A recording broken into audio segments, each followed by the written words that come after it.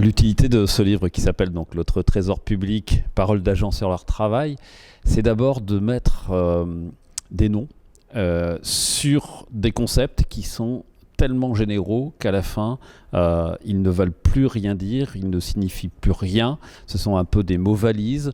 Le mot fonctionnaire, le mot fonction publique sont utilisés à tort et à travers. Et souvent, le grand public ne sait plus ce que cela recouvre. Fonctionnaire n'est pas un métier. La fonction publique recouvre une diversité de métiers.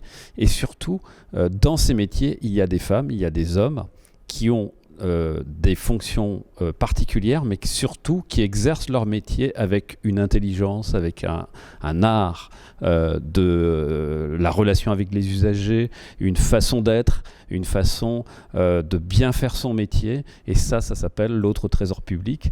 Donc ce sont des hommes et des femmes qui font, en fait, qui rendent service à la société à travers les missions qu'ils exercent. La deuxième fonction, l'utilité de ce livre, c'est de donner la parole au lecteur de ce livre.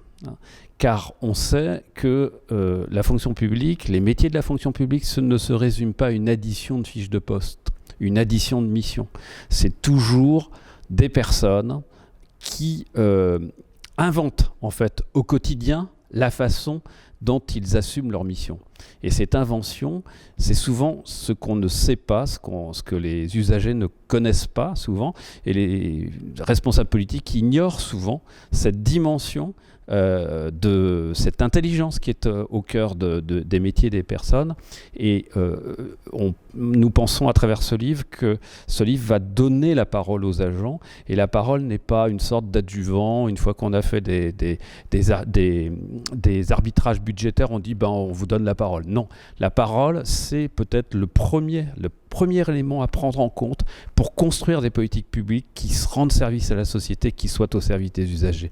Et donc la parole, c'est une richesse, et cette richesse, elle peut se répandre, elle peut s'exprimer à travers la parole des lecteurs du livre.